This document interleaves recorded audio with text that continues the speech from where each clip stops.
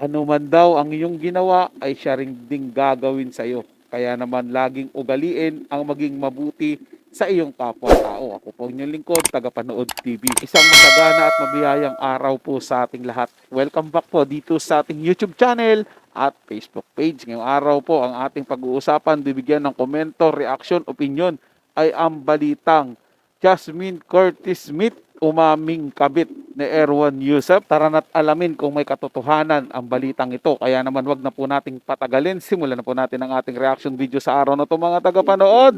Let's do this! Jasmine Smith Curtis, umamin na sa interview ni Boy Abunda, ang kumakalat na isyu patungkol na siya ang third party sa relasyon ng kapatid nitong Ann Curtis at Erwan Yusef.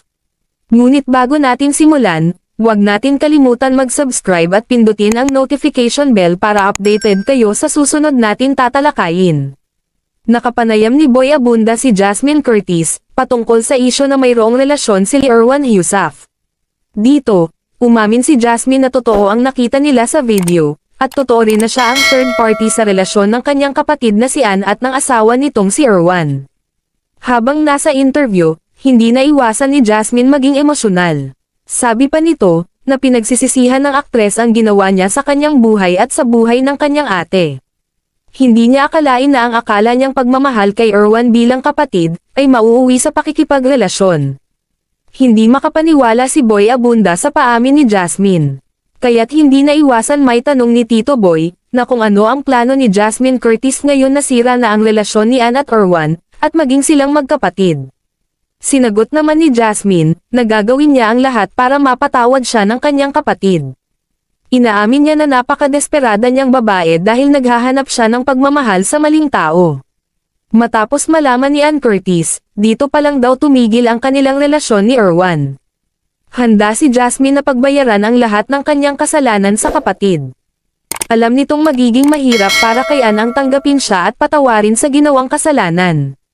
All-time sarili ni Jasmine ay hindi rin niya kayang patawarin. Nag-iwan si Jasmine ng mensahe para sa kanyang ate, na kung nakikinig or nanonood man ito. Nangako siyang gagawin niya ang lahat para lamang mapatawad siya nito. Kahit mahirapan siya, ay kahit kailan hindi niya susukwan ang kanyang kapatid.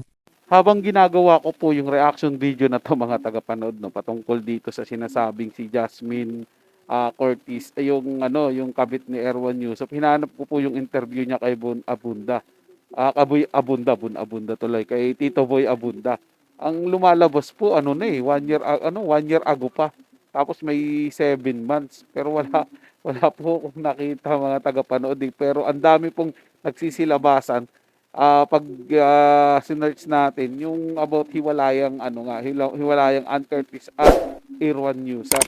Well, mga tagapanood, napakahirap po talaga pagdating sa social media na alamin kung ano yung katotohanan sa mga binabalita nila. Sobrang dami na po nila mga tagapanood. At ang ginagawa ko lang po ay nagre-react lang po ako at pinapaalam sa inyo kung alin ba yung fake news at alin yung hindi mga tagapanood. Huwag po tayo magpapadin lang agad-agad at maniniwala sa napapanood po natin. Ito po ay lagi kong sinasabi dito sa channel ko. Maging mapanuri po tayo mga tagapanood at base po dito, medyo hindi pa po ako kumbinsido about sa siya nga po daw yung tinuturong kabit. At kung totoo man mga tagapanood ang balitang ito, nakakalungkot po yan sa side ni Ann Curtis. Pero gaya ng sinabi ko, hindi po ako basta-basta naniniwala. Well, maghahanap pa po ako ng ibang ebidensya at ibang patunay. I-share ko po sa inyo, ibabahagi ko po sa inyo mga tagapanood kung mayroon po akong nahanap. Sa ngayon po, kayo na po ang musga kung ito ba'y tunay o fake news. So yun lang po mga tagapanood. Nagustuhan nyo po yung ating talakayan sa araw na to. At kung kayo bago lang po na napadaan dito sa ating channel, huwag niyo po sana kalimutan na mag-subscribe.